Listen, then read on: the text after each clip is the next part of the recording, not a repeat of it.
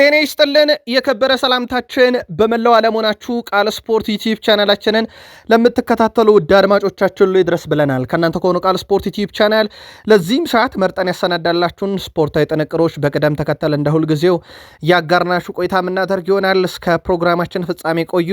ላይክ፣ ሰብስክራይብ፣ ሼር ካረጋችሁ ለእኛ በብዙ ያግዘናልና ሁላችሁም ላይክ እንድታረጉን በሐሳብ መስጫ ሳጥናችን ላይ በክለቦቻችሁ ዙሪያ በጨዋታ ዙሪያ መልካታዎቻችሁን እንደ ሁልጊዜው ዛሬም ልታጋሩን ትችላላችሁ። በመረጃ ሰዓታችን አስቀድመን ለየት ያሉና ብትሰሟቸው ብለን የመራረጥናቸው የሀገር ቤት ጉዳዮች አሉ፣ ተከታተሉታላችሁ። በአውሮፓ የመረጃ ሰዓታችን በርከት ያሉ ጥንቅሮችን እናነሳለን። የቡድን ዜና በስፋት በማድሪድ በኩል እናንተ ውድ አድማጮቻችን አሰናድተናል። በባርሴሎና በኩል ወቅታዊ የቡድን ዜናና የሳምንቱን ጨዋታ በተመለከተ ተጨማሪ ጥንቅሮችን ይዘናል። በአውሮፓ ትልቅ ክለቦች፣ ትልቅ ተጫዋቾች የተመለከተ ወቅታዊ ጥንቅሮቻችን እንደ ሁልጊዜው ሰዓታቸውን ጠብቀው በዩቲዩብ ገጻችን ለእናንተ ይደርሳሉ። በተወዳጁ የእንግሊዝ ፕሪሚየር ሊግ የመረጃም ሰዓታችን በርከት ያሉ ጥንቅሮችን ይዘናል። ቶትንሃም ተጫዋቹን ለረጅም ጊዜ እንደሚያጣው ተረጋግጧል። ያውም በእንቅርት ላይ ጆሮ ደግፍ ነው፣ የውጤት ቀውስ ውስጥ እንዳለ ይታወቃል። እንመለከተዋለን ጉዳዩን። በማንቸስተር ሲቲ የመረጃ ሰዓታችን ፔፕ ጋርዲዮላ አንድ ጉዳይ ላይ በጣም ለየት ያለ ሀሳብ ይዘው መጥተዋል። ለመሆኑ ሲቲ ምን አይነት እድሎች በእጁ ይጠብቁታል የሚለው እናነሳለን። ሌጀንዶች አሁንም መልካታዎቻቸውን እያጋሩ ይገኛሉ። ተጨማሪ መረጃ በሲቲ በኩል በቃል ስፖርት ዩቲዩብ ቻናል ተይዟል። ከቼልሲም ጋር በተያያዘ አንድ ሲቲ ተጫዋች ያለው ነገር አለ። ሀሳቡን እንመለከተዋለን። በምክንያት ያንን ሀሳብ ያነሳው። ከዛ ውጪ ሊያም ሮዣኒየር በእኛ ተስፋ የምትቆርጡ ሆይ እያሉ ነው፣ መልእክት አላቸውም። አንዳንድ ማነጻጸሪያዎችንም ያነሳሉ። ከዛ ውጪ በማንቸስተር ዩናይትድ ቀጣይ ጨዋታም ዙሪያ እሳቸው ያነሷቸው ተጨማሪ ሀሳቦች አሉ።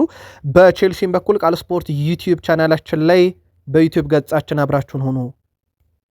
ከሊቨርፑል ጋር በተያዘ የሳምንቱ ጨዋታን በተመለከተ ጋዜጣዊ መግለጫው ሲጠበቅ ነበረ። የተወሰኑትን አግኝተናል። በተለይም ዶሚኒክ ሶቦስላይ ላይ የቡድኑ ቁልፍ ተጫዋች ያለው ነገር አለ። ቨርጅል ቫንዳይክን ከካምባኩ ጋር አያይዘን በሊቨርፑል በኩል በቃል ስፖርት መረጃ ተይዟል።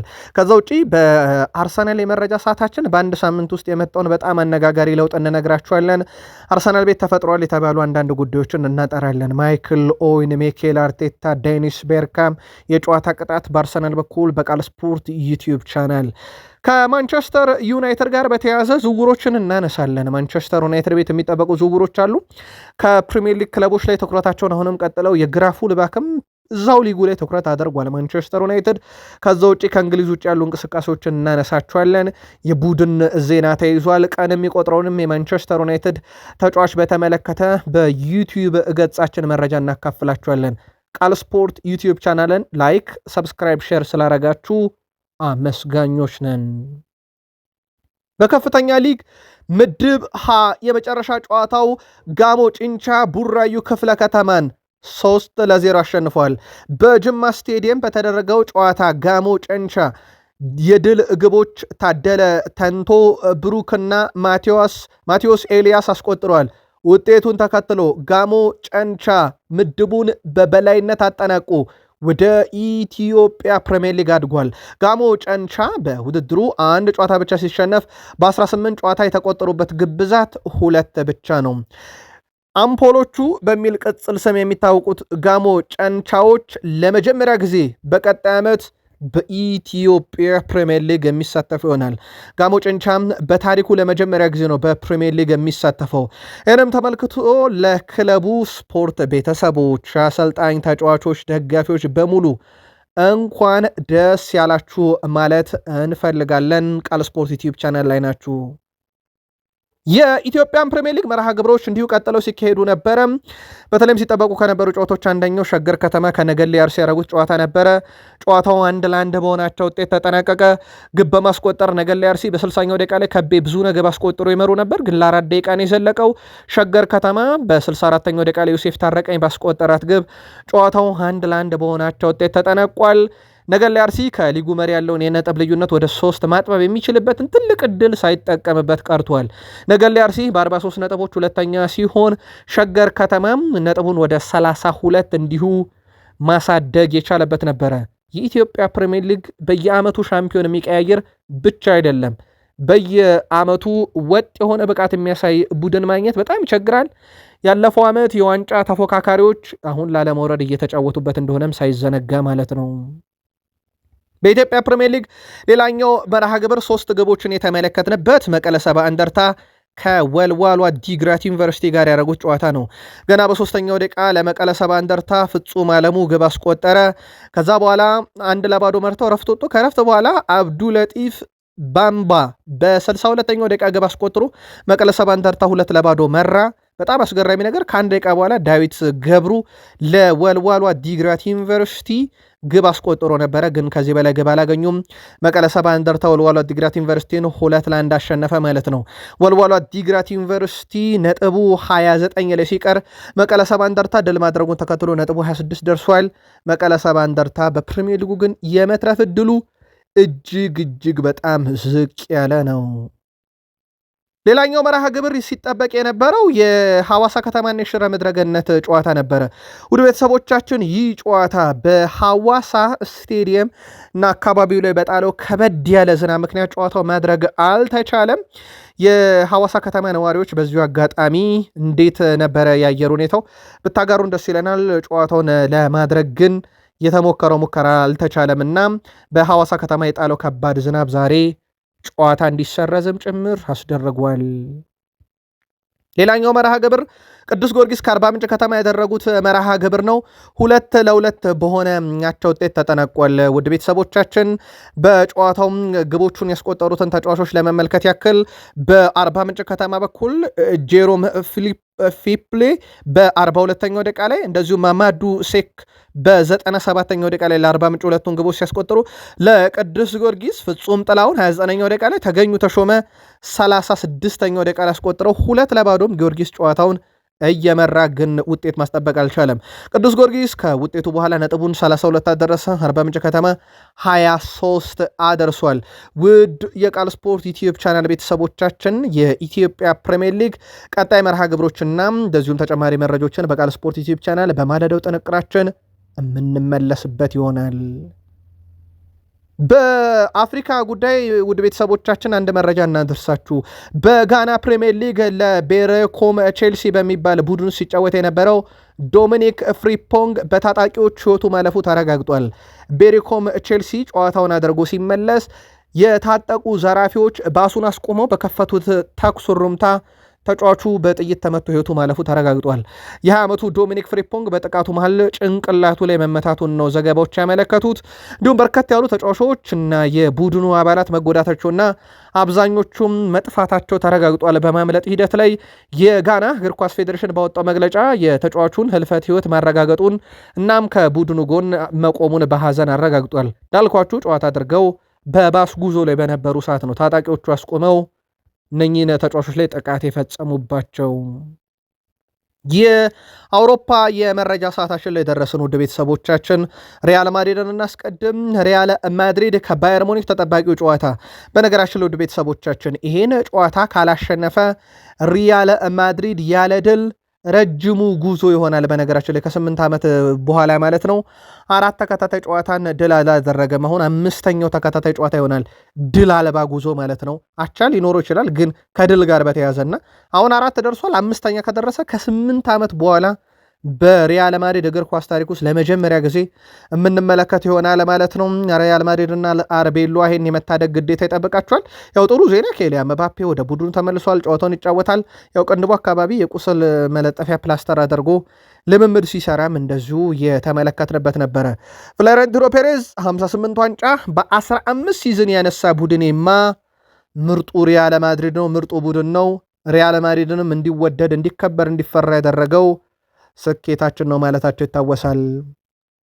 የሪያል ማድሪዱ አጥቂ ጎንዛሎ ጋርሻ በውድድር ዘመኑ መጨረሻ ክለቡን ይለቃል ተብሎ ይጠበቃል። ተጫዋቹ በሚቀጥለው የውድድር ዓመት በሪያል ማድሪድ እቅድ ውስጥ እንደሌለም ተነግሯል። በሌላ በኩል በውሰት በኦሎምፒክ ሊዮን የሚገኘው ኤንድሪክ ወደ ክለቡ እንደሚመለስና የክለቡ ቋሚ ተጫዋችም እንደሚሆን ተረጋግጧል። ኤንድሪክ በቀጣይ የውድድር ዓመት የጎንዛሎ ጋርሻ የተጠባባቂ አጥቂ ቦታ ይወስዳል ተብሎ ነበረ። ሪያል ማድሪድ ግን ኤንድሪክን መሸጥ እንደማይፈልግና ለክለቡ አስፈላጊ ተጫዋች ነው የሚል እምነት ስላለው ጎንዛሎ ጋርሻን እንዲለቅ ማድረግ ታቅዷል ማለት ነው። ስለዚህ ጎንዛሎ ጋርሻን ቦታ የሚረከበው ኤንድሪክ ሆኗል ማለት ነው። በእርግጥ ሲጠበቅ ነበር እነ ኒኮ ፓዝም ወጣቶቹም ተጫዋቾች በቀጣይ ወደዚሁ ሪያል ማድሪድ እንደሚመጡ ይታወቃል። ፌርሚን ሎፔዝ ሜትሮፖሊታኖ ስቴዲየም ላይ ጨዋታ ትገለብጣላችሁ ተብሎ ተጠይቆ ነበር፣ ወይም ካምባክ ይኖራሉ ተብሎ ተጠይቆ ነበረ። በጣም ከባድ ይሆናል፣ ነገር ግን ያንን ሁሉ ለማድረግ በጣም ዝግጁ ነን ሲል ተደምጧል። ጨዋታው ካሁኑ በጉጉት እየተጠበቀ ነው። ቀላል ጨዋታ እንደማይሆን አስቀድሞም የታወቀ ጉዳይ ነው።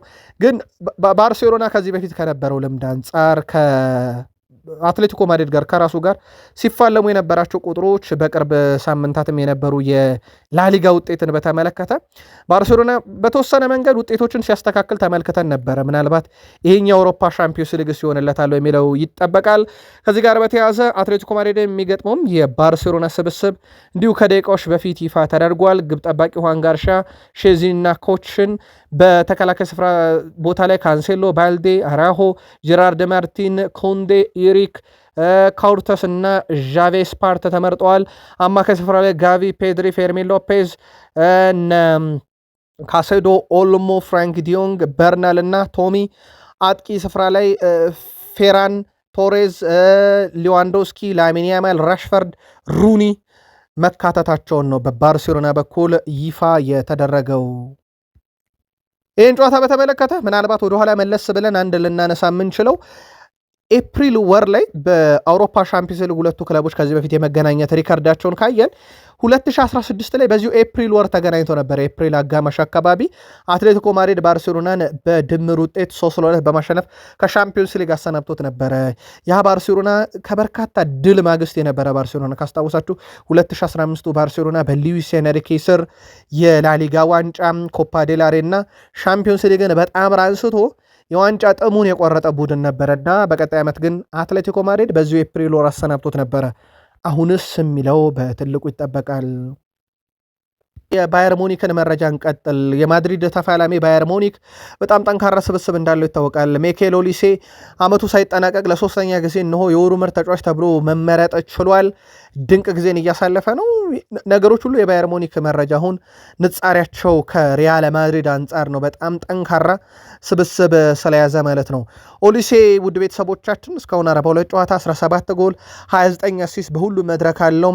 ለባሊዮን ዶር ምን ያንሷል እስኪባል ወይም እጩ መሆን ይገባዋል እስኪባል ድረስ ድንቅ ጊዜን በቡድኑ እያሳለፈ ነው። ጀማል ሙሲያላ መጥቷል። ጀማል ሙሲያላም እንደ ከዚህ ቀደሙ ወደ ፎርሙ ተመልሷል ለማለት ቢቸግርም በጠንካራው የባየር ሙኒክ ስብስብ ውስጥ ግን ተጫዋቹ ጥሩ አማራጭ ሆኖ ተመልሷል። ጨዋታዎችን እያደረገ ነው። የተወሰኑ ጨዋታዎችን ተቀይሮም እየገባ ማድረግ ጀምሯል ከጉዳቱ መልስ። ጀማል ሙሲያላም አትጠራጠሩ ብሏል። ግማሽ ፍጻሜ ጠብቁን እያለ ነው። በአሊያንዝ አሬና የሚደረገውንም ጨዋታ የኛ ነው ሲል ተደምጧል። ስኮት ማክቶሚኔ በማንቸስተር ዩናይትድ ወደ 255 ጨዋታ አድርጎ የግቡ ብዛት 29 ነበረ። አሁን ከዛ ያነሰ ከመቶ በታች ጨዋታ ወደ 74 ጨዋታ አድርጎ አሁን 25 ደርሷል። ኦልሞስት በዩናይትድ የደረሰበትን የግብ ብዛት በጥቂት ጨዋታዎች ሊደርስበት ተገኝቷል። ወደ ቤተሰቦቻችን አሁን ራሱ የ181 ጨዋታ ማነስ አለ ለዩናይትድ 29 ጎል ካስቆጠረበት ጨዋታ አንጻር አሁን 25 ጎል ያስቆጠረበት ወደ 181 ጨዋታ ያንሳል። በእርግጥ የጣሊያን ሴሪና ፕሪሚየር ሊግን ማነጻጸር ክብደቱን በጣም አስቸጋሪ ነው። ፕሪሚየር ሊግ ሁሉም ቡድን ለማሸነፍ የሚጮትበት የትኛው ቡድን የበላይ ነው የሚለውን ጨዋታው ሳይጠናቀቅ ለመወሰን የሚከብድበት ማለታቸው ይታወቃል። ፔፕ ጋርዲዮላ አርሰናል ለፕሪሚየር ሊግ ዋንጫ በቀረበበት ሰዓት የተሸነፈው በበርንማውዝ ነው። ሊቨርፑል በወልቭስ፣ ማንቸስተር ዩናይትድን በወልቭስ የደረሰባቸው ይታወቃልና ቼልሲን በተመሳይ የደረሰባቸው ሽንፈት ቀላል የሚባል አይደለም። እነኚህ ላለመውረድ በሚታገሉ ቡድኖች ጭምርና ምናልባት ከዛ አንጻር ንጽጽሩ በቁጥር ደረጃ ለመግለጽ ያክል እንጂ ፕሪሚየር ሊጉና ጣሊያን ሴሪ ለማወዳደር በጣም የተራራቀም ነው። ፈረንሳይ ተጫዋች ኦስማን ዴምቤሌ አሁን ላይ በፒኤስጂ ውሉን ለማራዘም ንግግር ማድረግ እንደማይፈልግ ለሌኪፕ አሳውቋል። ተጫዋቹ በውል ማራዘም ዙሪያ ከዓለም ዋንጫው በኋላ ለመነጋገር ነው እቅድ የያዘው። ተጫዋቹ በውል ማራዘም ዙሪያ ከዓለም ዋንጫ በኋላ ለመነጋገር አቅዷል ተብሏል። ዴምቤሌ በቀጣይ በፒኤስጂ ከለቀቀ የፕሪሚየር ሊግ ወይም የሳውዲ አረቢያ ክለቦች መዳረሻው ሊሆኑ እንደሚችሉ ግን በስፋት እየተዘገበ ይገኛል። ኦስማን ዴምቤሌ ንጎሎ ካንቴን ካየ በኋላ ወደ ሳውዲ አረቢያ ቢሄድ ለፈረንሳይ ከመጫወት አያስቆመኝም የሚል ግን እምነት አድሮበታል። በእርግጥ ንጎሎ ካንቴ እዛ ከሄደ በኋላ ያደረገው ነገር ቀላል የሚባል አይደለም። ሚናው ከፍ ብሎ እንደቀጠለ ነበር። ውድ ቤተሰቦቻችንና ከዚህ ጋር በተያያዘ ተጫዋቹ እንግዲህ የሳውዲ ፕሮ ሊግንም ሊያይ የሚችልባቸው እድሎች እንዳለ መረጃዎች በስፋት እየወጡም ይገኛሉ። በዛው ግን የዓለም ዋንጫን ስላነሳን አንድ የብራዚልን ብሔራዊ ቡድን እንንገራችሁ። በጣም ምርጥ ስብስብ ነበራቸው 2000ዎቹ መጀመሪያ አካባቢ ላይ በተለይም የነ ካካ የነ ሮናልዶ የነ ሮናልዲኒዮ ጎቾን እነ አድሪያኖን መጥቀስ እንችላለን። ከተከላካዮቹም ብዙዎችን ልንጠራ እንችላለን። ግን ፊት መስመሩ በጣም ያስፈራ ነበር። በአውሮፓ ውስጥ ያለ ምርጡ ስብስብ ነበረ። እነኚህ ስብስባቸው ምናልባት የቃል ስፖርት ዩቲዩብ ቻናል ለአብዛኞቹ እግር ኳስ መውደድም ምክንያቶች ከዚህ ውስጥ አይጠፉም ተብሎ ይታሰባል። በተለይ ምና ሮናልዲኒሆ ጎቾን ጨምሮ ማለት ነው። ካካ ያን ስብስብ ሲገልጸው ከጨዋታ በፊት ይሄ ጨዋታ ልክ ሲጀመር ብቻችን እንገናኝ ነበር አራታችን፣ እኔ ሮናልዶ፣ አድሪያኖና ሮናልዲኒዮ ጎቾ ሆነን ሜዳው ላይ ቆመን ተሰብስበን እናወራ ነበር። ያ ደግሞ ተጋጣሚ ቡድን ላይ ጫና ለመፍጠር ነበር። ያም ጠቅሞናል። በጣም ነበር የሚፈሩን። ያንን ደግሞ በውይይትም ጭምር አዳብረ ነው እንዲህ አይነት የስነ ልቦናም ጦርነት እናካሄድበት ነበር ብሏል። የዓለም ዋንጫ ሊጀምር 2 ወር ገደማ ብቻ ቀርቶታል። ውድ ቤተሰቦቻችን ቃል ስፖርት ዩቲዩብ ቻናል ላይ ትገኛላችሁ። የተመራረጡ ስፖርታዊ ጥንቅሮችን እያጋራናችሁ እንገኛለን። ከተወዳጁ የእንግሊዝ ፕሪሚየር ሊግ ብቻ ወዳገኘናችሁ የዕለቱ ጥንቅሮች እንሻገር። ላይክ ካላረጋችሁ ላይክ እያረጋችሁን አብራችሁን ቆዩን። በተወዳጁ የእንግሊዝ ፕሪሚየር ሊግ ረጅሙ ድል አልባ ጉዞ የደርቢ ነው። 2008 ላይ 18 ተከታታይ ጨዋታ ያለ ድል ተጉዟል።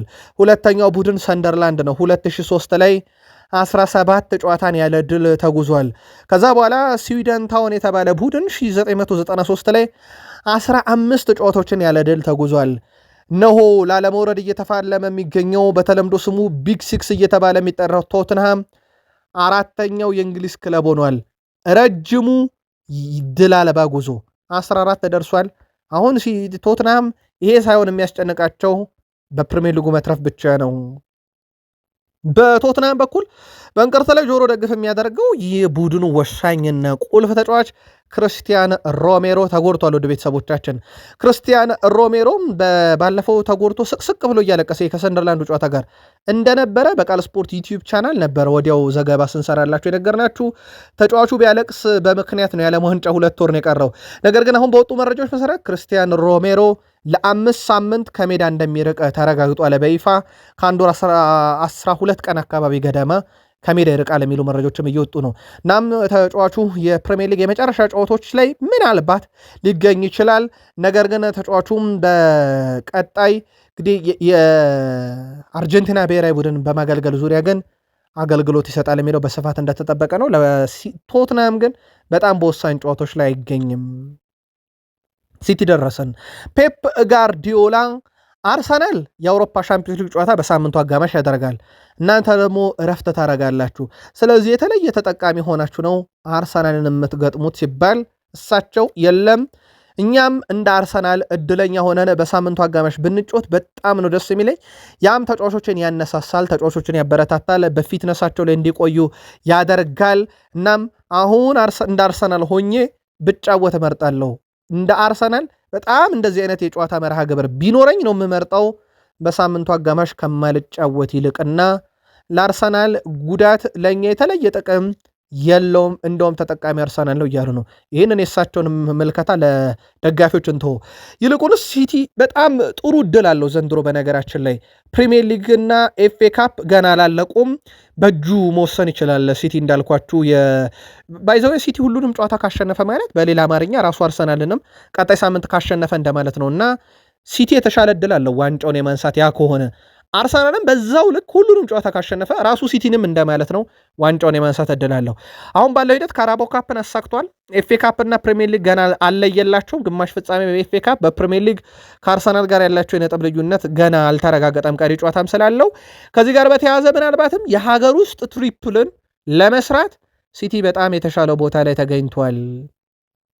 ከዚህ ጋር በተያያዘ የዋንጫ ፉክክሩ በቀጣይ ወደ ጎል ልዩነት የሚያመራ ከሆነ ነገሩ ለሲቲ ነው የሚቀለው እያለ ነው ጄሚ ካራገር። በተለይም ሲቲ በቅርብ ጊዜያቶች ውስጥ ተቃራኒ ቡድን ላይ እያስቆጠረ ባለው ግብ ብዛት ምክንያት የፕሪሚየር ሊግ የዋንጫ ሂደት በነጥብ ከተመሳሰሉ ከአርሰናል ጋር ወደ ሲቲ ያመራል። በጎል ብዛት ሲቲ እየቀለደ ነው ያለው ቃል በቃል እንደ መዝናኛ እየተጠቀማቸው ነው ጨዋታዎችን በሚልም ቀልዷል ጄሚ ካራገር።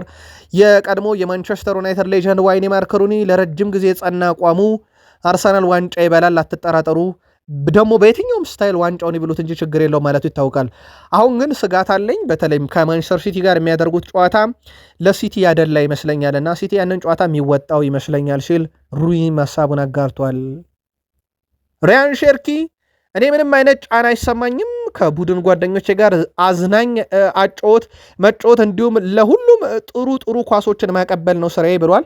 በቼልሲ 2 አሲስቶችን እንዳደረገ ይታወቃል። የተጫዋቹ ባህሪ ግን በጣም አስገራሚ ነው። እያደረገ ያላቸው ነገሮች በሁሉም ጨዋታ ላይ ብትመለከቱ የሆነ ነገር አያጣም። በአርሰናል ጨዋታ ላይ ኳስ አንጠባጠበ፣ በሊቨርፑል ጨዋታ ላይ ኳስ ይዞ ሲስቅ ነበረ። በሊቨርፑል ጨዋታ ላይ የሁጎ ኤኬቴኬን መለያ ገና ጨዋታው ሳያልቅ ለበሰው። በቼልሲ ጨዋታ ላይ ውሃ ከጠጣ በኋላ የውሃ የጠጣባትን ሃይላንድ ለማስቀመጥ ጥረት አደረገ፣ ወይም ከነ ውሃው ለማቆም ጥረት ሲያደርግ ሲጫወት ነበረ። በጣም አነጋጋሪ ነበር የተጫዋቹ ድርጊት። እሱ ግን ምንም ጫና የለብኝም ሲል ተደምጧል። ይልቁንስ ለአርሰናል ጨዋታ በጣም ዝግጁ ነኝ ሲል ጭምር ሐሳቡን አጋርቷል። የሲቲው ማርክ ጉዌ ስለ ልጅነት ክለቡም ቼልሲ ተናግሯል። በዚህ ሳምንት ግብ እንዳስቆጠረባቸው ይታወቃል። በልጅነቴ ይላል በቼልሲ ቤት ያሳለፍኩት ነገር አሁን ላለውበት ቦታ ለእኔ በጣም ጠቅሞኛልና ማመስገንም ካለብኝ ያንን አካዳሚ ማመስገን አለብኝ ብለዋል። እኔ የመጣሁት ከቼልሲ አካዳሚ ነው እና ያለ ቼልሲ እርዳታ እኔ እዚህ አልደርስም ነበረም። ስታፍ አባላቶቹ፣ ተጫዋቾቹ፣ ከኔ ጋር የተጫወቱት ሁሉም ማለት ይቻላል ለእኔ እድገት መሰረት ናቸውና አሁን ላለውበት ሙሉ ክሬዲቱን የሚወስደው ቼልሲ ነው ሲል ተደምጧል። የሳምንቱ ጨዋታ ላይ ራሱ ቼልሲን ገጥሞ ራሱ ቼልሲ ላይ ግብ አስቆጥሮ ቼልሲን የአውሮፓ ሻምፒዮንስ ሊግ ትኬት የመቁረጥ ሂደት አጣብቂኝ ውስጥ ከከተቱ ተጫዋቾች ማርክ ጉዌ እንደነበረ ግን የሚዘነጋ አይደለም። ሊያም ሮዛኒየር አሁንም ቢሆን 5 ውስጥ ለመግባት እድል አለን። ኤፍኤ ካፕ ገና አልተጠናቀቀም። የግማሽ ፍጻሜ ጨዋታ አለን። ስለዚህ በቼልሲ ቤት አለቃ በቃ የሚባል ሲዝን አይደለም። ሁሉንም ነገር መለወጥ እንችላለን። ዋናው አስተሳሰባችን ነው። እኔም ብዙ መለወጥ የምፈልገው ነገር አለ። ለዛ እኮ ነው እዚህ ያለሁት። ነገሮች ሲበላሹ ለማስተካከል ነው ያለሁት ብለዋል። ግን አሁን ተቃውሞና ተስፋ መቁረጡ በርከት ያለ ነው ቼልሲ ቤት፣ በተለይ በሳቸው ላይ ከቡድን ወቅታዊ ሁኔታ ጋር በተያዘ እናም እሳቸው በፍጹም እንደዚህ አይነት ነገር እንዳታስቡ ብለዋል። ከዛ ውጭ ግን ከሳምንት በፊት እኛ ውይይት አድርገን ጨርሰናል ብለዋል። እሳቸው ውይይት ያደረጉበት ጉዳይ ደግሞ ቀጣይ ክረምት ላይ ስለሚመጡ ተጫዋቾች ነው። ያ ማለት ቀጣይ ዓመት የኔ ስንብት ይመጣል ተብሎ ሳይሆን የሚጠበቀው ቀጣይ ዓመት ከኔ ጋር የሚሰሩ ተጫዋቾችን ማስፈረም ገበያውን እያየን እንገኛለን ብለዋል ሊያም ሮዛኒየር በጋዜጣዊ መግለጫቸው ላይ ማለት ነው። ውድ ቤተሰቦቻችን ምናልባት የእሳቸው ቆይታ እንኳን በስንብት በዚህ ዓመት ይጠናቀቃል ተብሎ ባይታሰብም ግን ተጫዋችም ተገዝቶ መፍትሄ ይሆናል ብላችሁ ታስባላችሁ? የቼልሲያን በቃል ስፖርት ዩቲዩብ ቻናል መልከታችሁን ላኩልን። ኤንዞ ፈርናንዴዝ ወደ ቡድን ስብስቡ ተመልሷል። ከቡድኑም ጋር ልምምድ አድርጓል። እሳቸውም ይሄን አረጋግጠዋል። ኤንዞ ፈርናንዴዝ እኔን አናግሮኛል፣ ከቡድኑ መሪዎች ጋር ከተጫዋቾቹም ጋር ከሁሉም ጋር ማውራት ፈልጎ ነበረ፣ አውርቷል። እናም ሁሉም እንኳን ደህና መጣ ብለውታል። እሱም ከቡድኑ ጋር ከሁሉም አካላት ጋር የነበረውን ግንኙነት አድሷል ብለዋል። በእርግጥ እንዴት በማንቸስተር ሲቲ ጨዋታ ላይ ቀጡታል ሞኝነት ነው በሚል በርካቶች እንደተቃወሙ ይታወቃል። የቀጡት የጨዋታ ብዛት 2 ስለሆነ ያው ቅጣቱን ጨርሷል እንጂ ምናልባት 3 ቢሉ በዩናይትድም ጨዋታ የሚመሩት አይመስልም ነበረ። ግን ቼልሲያን እንደ ኤንዞ ፈርናንዴዝ ያለ በቡድኑ በጣም ቁልፍ ተጫዋች በዚህ ውድድር ዓመት ከተከላካይ አማካይነት እስከ አማካኝ ስፍራ እስከ 10 ቁጥር ቦታ መጫወትና ግብ እስከ ማስቆጠር የደረሰን ሚና እንዴት በተራ ጉዳይ ተጠባባቂ ያደርጉታል በሚል በትልቁ ሲወቀሱ ነበር። አሁን እየወጡ ባሉ መረጃዎች መሰረት ውድ የቃል ስፖርት ዩቲዩብ ቻናል ቤተሰቦቻችን ለተጫዋቹ መቀመጥ ተጠባባቂ ወንበር ላይ መቀጣት ምክንያቱ አንድም ማሬስካን ስንብት በተመለከተና የእሳቸውን ሹመት በተመለከተ ባነሱ ሀሳብ እንደሆነ ይታወቃል። ዶሚኒክ ሶቦስላይ ክለቡ ሊቨርፑልን በተመለከተ በጋዜጣዊ መግለጫ በርካታ ሀሳቦችን አንስቷል። የሊቨርፑል አማካይ ዶሚኒክ ሶቦስላይ ከፒኤስጂ ጋር ከሚደረገው ጨዋታ በፊት በሰጠው ጋዜጣዊ መግለጫ እስከ መጨረሻው ትልቅ ተጋድሎ ለማድረግ ተዘጋጅተናል ብሏል። እንደ ሌሎች የቡድን አጋሮች ሁሉ ሜዳ ላይ ያለንን ሁሉ ለመስጠት እኔን ጨምሮ ዝግጁ ነን ሲል ተደምጧል። ሴቦዝ ላይ ከመጀመሪያው እስከ መጨረሻው ይላል። ቃል ስፖርት ዩቲዩብ ቻናል የምትገኙ የቃል ስፖርት ዩቲዩብ ቻናል ቤተሰቦቻችን ያለን ነገር ሁሉ እንሰጣለን፣ አስፈላጊ ከሆነ ለ120 ደቂቃ እንፋለማለን ብሏል። ጨዋታው ያው 2-0 በሆነ ውጤት ካሸነፉ ማለት ነው። ጨዋታውን መለወጥ ከቻለን በእግር ኳስ ሕይወት ትልቁ የውጤት ቀለበሳ ይሆናል እያለ ነው። እንደምናልፍ እርግጠኛ ነን። ምን ማድረግ አቅም እንዳለን ጠንቅቀን እናውቃለን ብሏል። የተጫዋቾች አቅም አውቃለሁ፣ ያንን ደግሞ በእርግጠኝነት እናደርገዋለን እያለ ይገኛል። ዶሚኒክ ሴቦዝ ላይ የሊቨርፑሉ አማካይ ስፍራ ተጫዋች። ቃል ስፖርት ዩቲዩብ ቻናል የምትገኙ የሊቨርፑል ደጋፊዎች ውጤት የመቀለበስ ሂደት በክለባችሁ ላይ ምን ያህል መተማመን አለ? ጻፉልን።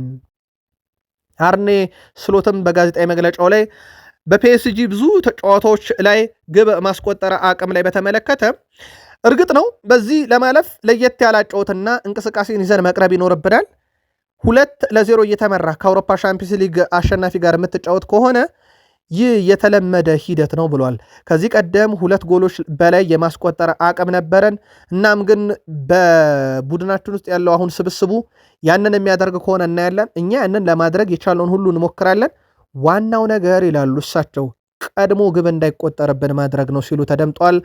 እንግዲህ ያሳለፍነው ቅዳሜ ግብ የማስቆጠር አስፈላጊነትን አይተናል። በመጀመሪያዎቹ 20 ደቂቃ እኛ የተሻለን ነበርን፣ ከዛም ማስቆጠረናል፣ በድጋሚም ጎል ማስቆጠር ችለናል የሚሉት አርኔ ስሎት በእግር ኳስ ውስጥ ትልቁ ነገር ቀድሞ ግብ ማስቆጠር ነው እያሉ ይገኛሉ።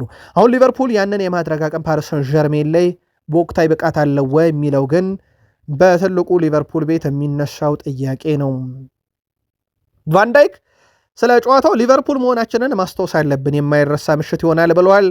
ጥሩ ነገር እንዲከሰት በጣም ልዩ ነገር ማድረግ አለብን፣ አለበለዚያ ምንም እድል አይኖረንም። ፓሪስ እንደተጫወት ነው ጨዋታ ብንጫወት በእኔ ስቴት ምንም አይነት እድል አይኖረንም፣ ውጤቱን መቀልበስ እንቸገራለን። ስለዚህ ከፓርክ ደ ፕሪንሱ በጣም የተሻለ ጨዋታ ማድረግ ይጠበቅብናል እያለ ይገኛል። ቃል ስፖርት ዩቲዩብ ቻናል የምትገኙ ሪዮኑ ጉማን በተመለከተ በእንደዚህ አይነት ጨዋታ ላይ የመሳተፍ አቅም አለው፣ ምክንያቱም ደግሞ ስብዕናው ነው፣ የሚሸወድ ወይም ሐሳቡን የማይሰበስብ አይነት ተጫዋች አይደለም። በ17 ዓመቱ ለሊቨርፑል ብዙ ጨዋታዎች ላይ እስካሁን ጀምሯል። ሌላው ደግሞ ተጫዋቹ ጥራት አለው፣ ስለዚህ አንድ ላንግቶች ያሸንፋል ያሉት ስሎት ሪዮኑ ጉማ በጨዋታው ሊገኝ የሚችልበት እድል እንዳለ እሳቸውም ጠቅሷል። ቃል ስፖርት ዩቲዩብ ቻናል በቀጣይ መረጃ ሰዓታችን ግን ይህን ጨዋታ በተመለከተ በጣም ሰፊ መረጃ ለሊቨርፑል ደጋፊዎች በዚህ ዩቲዩብ ገጻችን ላይ የምናካፍላችሁ ይሆናል። የዓለማችን ግዙፍ ድርጅቶች ውስጥ አንደኛው ፖሊማርኬት ይባላል። ባለፈው ሳምንት አርሰናል የፕሪሚየር ሊጉን ዋንጫ 87% ያነሳል አለ። ከዛ በኋላ ደግሞ ሲቲን 13% አለ። በዚህ ሳምንት አርሰናል በበርንማውዝ ከተሸነፈ፣ ማንቸስተር ሲቲም ሊጉን በቼልሲ ላይ እንግዲህ ብልጫ ወስዶ ካሸነፈ በኋላ አርሰናልን ወደ 56% ዝቅ አድርጎታል። የሲቲን ወደ 43% ከፍ አድርጎታል። ለተቀሩት ቡድኖች ማለትም ለ18ቱ ቡድኖች 1% ብቻ ነው ዋንጫ የማሸነፍ ንጻሬ የሰጠው። አሁን ለአርሰናል ነገሮች የሚከብዱበት ሰዓት ደርሷል የሚል መረጃ ነው ይህ ተቋም ይዞ የወጣው። በእርግጥ ያሉት ነገሮች እንደዛ ይመስላሉ። እንግዲህ አርሰናል በሲቲ የተወሰደበትን ይህንን የስነልቦና ጫና እንዴት ይወጣዋል የሚለው ይጠበቃል። ባለፈው የውድድር ዓመት አርሰናል በኢታድ ሲገጥም የተጫዋቾች የመቀመጫ አካባቢ ነበርኩ፣ እናም ውሃ ጠይቄ ሰጡኝ። እኔ ቀልደኛ ሰው ነኝ እና ይህንን ማድረጌው ጊዜ አሁን ነው ብዬ ስላሰብኩኝ ያኔ የሰጡኝን ውሃ በስታንፎርድ ብሪጅ ቼልሲን ስናሸንፍ ጨለጥኩት ብሏል። ለምንድን ነው የሃይላንዷን ውሃ ሲጠጣ የነበረው የአርሰናል አርማ ያዘው ካላችሁ ከኤምሬትስ ነው የወሰዳት። ይችን ነገር ራሱ አረጋግጧል። በጣም መነጋገሪያ ምስል እንደነበረች ይታወቃል። ከአርሰናል ጋር በተያያዘ በሳምንቱ አጋማሽ ጨዋታ ያደርጋሉ ከስፖርቲንግ ሊዝበን ጋር። ያው አርሰናል በቂ ረፍት ሳያደርግ ወደ ጨዋታ ይመጣል የተባለበት አንደኛው ምክንያት እንደሆነ ይታወቃል። ከዚህ ጋር በተያያዘ ሮብ አርሰናል ከስፖርቲንግ ሊዝበን ጋር የሚያደርጉትን ጨዋታ በመሃል ሜዳ ዳኝነት ሱሪያል ሙግኒር ይመሩታል። በቫር ዳኝነት ደግሞ ብራያን ቫን ደር ፊች ይመሩታል።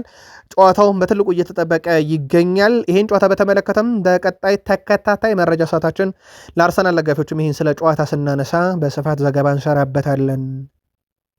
የቪክተር ዮኬሬሽ ጉዳይ በተመለከተ አሁንም ተጫዋቹ አንዳንድ ነገሮች ላይ ደስተኛ አይደለም ተብሏል። በተለይም የፈጠራ ችግር በቡድን ውስጥ ብዙ ኳስ ቁጥጥር ቢኖርም ግን ግልጽ የሆነ የግብ ዕድሎች እየተፈጠሩለት አይደለም። ተጫዋቹ በዚህ ደስተኛ አይደለም ተብሏል። በአርሰናል አይደለም ያልኳችሁ ውድ ቤተሰቦቻችን። ተጫዋቹ በቡድኑ እንቅስቃሴ በተለይም ከቡድን አጋሮቹ ጋር የግብ ዕድል እየፈጠሩለት አለመሆኑ ብዙ ደስተኛ አላረገውም ተብሏል። አርሰናል ለኳስ ቁጥጥር ያለው ግን አብዛኞቹ ፓሶች የጎንዮሽና ወደኋላ የሚመለሱ መሆናቸው ግን በቅርብ ጊዜ ማሳያ ነው። በሃቨርዝ ጉዳይ ላይ ከሃቨርዝ የመሃል ሜዳውንና የማጥቃት ክፍሉን በማገናኘት ረገድ ተገቢውን ብቃት አሳይቷል የሚለው በትልቁ ጥያቄ እንዲነሳና ዮኬሬሽንም አስከፍቶታል የሚባለው ነገር ነው። አሰልጣኝ ሚኬል አርቴታም ሽንፈቱ ከባድ እንደነበረ በወቅቱ አምኖ የቡድኑ የማጥቃት ክፍል በአስቸኳይ እንዲሻሻልም ይሰራሉ ተብሏል። በአጥቂውና በመሃል ሜዳ ክፍል ነገሮች ስብር ነው ያሉት አርሰናል ቤት። ያም ዮኬሬሽን ከግብ ጠባቂ ጋር ለማገናኘት በጣም እንደተቸገረም ስንመለከትበት ነበር። ቃል ስፖርት ዩቲዩብ ቻናል ላይ ናችሁ። ማይክል ኦዌን በመጪው እሁድ ማንቸስተር ሲቲ ከአርሰናል የሚያደርጉት ጨዋታ በቅርብ ዓመታት ውስጥ ከተደረጉ የፕሪሚየር ሊግ ጨዋታ ሁሉ ትልቁ ጨዋታ ይሆናል ሲል ተደምጧል። ይህን ትልቅ ጨዋታ ማን ይወጣዋል የሚለው ይጠበቃል። አርሰናል ለመጨረሻ ጊዜ በኢታድ ማሸነፍ የቻለው እንደ ኤሮፓያን አቆጣጠር 2015 ነበረ። አርሰናል በኢታድ ማንቸስተር ሲቲን ለመጨረሻ ጊዜ ድል ሲያደርግ ሚኬል አርቴታ እንዳሁኑ የአርሰናል ተጫዋች ሳይሆን የቀድሞ የአርሰናል ተጫዋች ነበረና በቡድኑ ውስጥ በተጫዋችነት አገልግሎ ነበረ። አሁን ግን በአሰልጣኝነት ሆኖ ያንን ነገር ወይም ድሉን ግድ የሚልበት ሰዓት ወደ ቤተሰቦቻችን በጣም ግድ የሚልበት ሰዓት ነውና እንግዲህ ከ2015 በኋላ በኢታድ ስቴዲየም ለማሸነፍ በጣም ወሳኙና አስገዳጁ ሰዓት ላይ ደርሷል። ከአርሰናል ጋር በተያዘ ከሲቲ ጨዋታ ቀጥሎም ክሪስታል ፓላስ ጆሊንተንን የያዘውን ኒካስልን ይገጥማሉ። ግን ጆሊንተን በክሪስታል ፓላስ ጨዋታ ቢጫ ካርድ መመልከቱን ተከትሎ የቢጫ ካርድ ክምችት ወደ 10 አድጓል። በዚህም 2 ጨዋታ ይቀጣል። በኤሚሬትስ አርሰናል ከኒካስል ዩናይትድ የሚያደርጉት ጨዋታ ላይ ተጫዋቹ እንደማይገኝ ተረጋግጧል። ስለዚህ ምርጡን ተጫዋች ያልያዘው ኒካስል ዩናይትድን ከሲቲ ጨዋታ በኋላ ባለው ሳምንት ላይ አርሰናል የሚፋለም ይሆናል። ይህ ጥሩ አጋጣሚ ሊሆን ይችላል፣ ግን ቀድሞ የሲቲን ጨዋታ መወጣት ይጠበቅበታል። ዴኒስ ቤርካም ዛሬ በሁለተኛው ዩቲዩብ ገጻችን ላይ ያቀረበ ነው እንደ መወያ ጠይቀናችሁ ነበረ። ዴኒስ ቤርካም ለምንድነው አርሰናል የሚጠላው በሚል ለተከታታይ 3 ዓመት ሁለተኛ መጨረስ ለአርሰናል ሲሆን ኃጢአት ለምን ይሆንበታል? ደሞስ የመጀመሪያው ክለብ እንዳልሆነ ይታወቃል፣ የመጀመሪያው አጋጣሚ እንዳልሆነ ይታወቃል ያለው ዴኒስ ቤርካም አርሰናል በጣም ነው እየተጠላ ያለው፣ ትንሽ ነገሩ ይገንበታል። ለምን እንደሆነ ብዙዎች ግራ ይጋባሉ፣ እኔም ግራ ይገባኛል። ምናልባት ግን ይላል እሱ ኢንቪንሲብል ዋንጫን ያኔ ምንም ሳንሸነፍ ዋንጫ ስላነሳን በዛ የመጣብን ጥላቻ ይመስለኛል ማለቱም ቀደም ባለው ዘገባችን በቃል ስፖርት ዩቲዩብ ቻናል ሁለተኛው ገጻችን አድርሰናችሁ ነበረ። ማንቸስተር ዩናይትድ በቀጣይ ዝውውር ለማድረግ በርካታ አማራጮችን እያየ ነው። ፕሪሚየር ሊጉ ላይ በጣም ትኩረት አድርገዋል። ማንቸስተር ዩናይትድ የአስቶን ቪላውን ሮቢንሰንን ሁኔታ በስፋት እየተከታተለ ይገኛል። ፉልሃም የግራ መስመር ተመላላሹን ቢያንስ ከ5 ሚሊዮን ፓውንድ በላይ ይፈልግበታል ይላል ሜል ስፖርት። በቀጣይ ለገበያ መቅረቡ አይቀርም በሚል ማለት ነው። ማንቸስተር ዩናይትዶች እንዲህ አይነት ዝውውሮች ላይ ትኩረት እያደረጉ ይገኛሉ። እናም ከዚህ ጋር በተያያዘ በተጫዋቹ በኩል የቀጣይ መዳረሻውን በተመለከተ ምን ሊወስን ይችላል የሚለው በትልቁ ይጠበቃል። ግን ማንቸስተር ዩናይትድ እዛው ፕሪሚየር ሊግ የሚጮቱ በፕሪሚየር ሊግ ልምድ ያላቸው ተጫዋቾች ማምጣት ትኩረት ሲያደርግ በተለይ በጣም የተቸገሩበት ነው የተባለውን የግራ ፉልባክ ቦታ ያው ሉክሾ በረጅም ጊዜ መታመምን አስቸጋሪውን የጉዳቱ ብዛት ፓትሪክ ዶርጉ የሚና ለውጥ ቀይሯል። ለምን መጣ በሚል እንደውም እነስኮልስ መሸጥ ነው ይሄንን ፓትሪክ ዶርጉን ያለ ቦታው ከተጫወተ የመጣበት ዓላማ ካልሆነ የመጣው ለፉልባክ ነውና ቢሸጥ ይሻላል እስኪሉ ድረስ። ለማንኛውም ሮቢንሰን በዩናይትድ ዝርዝር ተይዟል። ሴኔስ የውድድር ዘመኑ ከመጠናቀቁ በፊት አዲስ ክለብ ጋር ስምምነት ለመፈጸም እንግዲህ ጥረቶችን እያደረገ ነው ተብሏል። ተጫዋቹ ዩቬንቱስና አትሌቲኮን ጨምሮ በበርካታ የአውሮፓ ክለቦች ይፈለጋል። ከእንግሊዝ እንደ ማንቸስተር ዩናይትድ ያለ ክለብ ይጠቀሳል። ስለ ዩናይትድ ሲነሳም የማጉዌር ውል ከመራዘቡ አኳያም ተከላካዩ ለማስፈረም ብዙም እንደማይጣደፉ ሲነገር፣ በገበያው ላይ የሚኖሩ ምቹ ሁኔታዎች ካሉ ግን ማንቸስተር ዩናይትድ ይህንንም ተከላካይ ይመለከተዋል ተብሏል። ማንቸስተር ዩናይትዶች የክረምቱ ከፍተኛ ወጪ በአማካይና በግራ ክንፍ አጥቂ ላይ ለማዋል ከማቀዳቸው አንጻር የመከላከል ክፍልን በተወሰነ መንገድ እንደ አማራጭ ላዩ ይችላሉ ተብሏል። ሴኔስም በተመለከተ በክረምት አዲስ ክለብ ይቀላቀላል ተብሎ ነው የሚጠበቀውና ማንቸስተር ዩናይትድ ሁኔታውን በቅርብ ከሚከታተሉ የአውሮፓ ክለቦች ውስጥ በትልቁ ይጠቀሳል። ከዩናይትድ ጋር በተያዘ ግን የዩናይትድ ዝውውር በሊግ ውስጥ ብቻ የተወሰነ አይደለም። ለአብነት ያክል በርካታ ያሉ መልማዮች በስፔን ውስጥም ይገኛሉ ብለዋል ቴሌግራፍ። እና ማንቸስተር ዩናይትድ ሰዎች በስፔን ውስጥም ቅኝቶችን እያደረጉ ነው፣ በበርካታ ስቴዲየሞችም እየተገኙ ነው። ያም ከስፔን ላሊጋ የሚመጡ ተጫዋቾች አሉ። ሁሉንም ነገር እዚሁ ሊግ ውስጥ ከሚጫወቱ ተጫዋቾች ብቻ ክለቦች ብቻ የማስፈረም እቅድ አይደለም። ሌላው ያው ውል ማራዘም ሂደትም ይጠበቃል። የማጓየርን አራዝመዋል። በቅርቡ ኮንትራቱን እንደሚፈራረም የሚጠበቀው ደግሞ ኮቢ ሜይኖ ነው። በዚህ ጉዳይ ላይ ካሪክም እንደሚፈራረም ነው የማውቀው። እናም በቅርቡ ይፋ ይደረጋል። ከእሱ ጋር ቡድኑ ጥሩ ነው የሚል ሀሳብ አጋርተዋልና በቀጣይ በማንቸስተር ዩናይትድ እንዲህ አይነት ውሎችም በትልቁ የሚጠበቁ ይሆናል። ካሪክ ኮንትራታቸው የሚጠናቀቁ ተጫዋቾችን በዛው አያይዘው ሲናገሩ ክረምት እየቀረበ ሲመጣ ሁሉም ነገር ቦታ ይይዛል። ክለቡን የሚለቁ በክለቡ መቆየት ያለባቸው ተጫዋቾች በተመለከተ ሁሉም ነገር ቦታ ይይዛል። ለአብነት ያክል ብለው እንደውም ማይክል ካሪክ ያነሱት የሃሪ ማጉዌርን ጉዳይ ነው። ሃሪ ማጉዌር በማንቸስተር ዩናይትድ ኮንትራቱን አራዝሟል። በአመቱ መጨረሻ ግን ይጠናቀቅ ነበረ። የሌሎቹም ልክ በዚሁ አይነት በተመሳይ መንገድ ይከናወናል ሲሉ ተደምጠዋል። እሳቸው እናም ጠብቁ ብሏል ለማንቸስተር ዩናይትድ።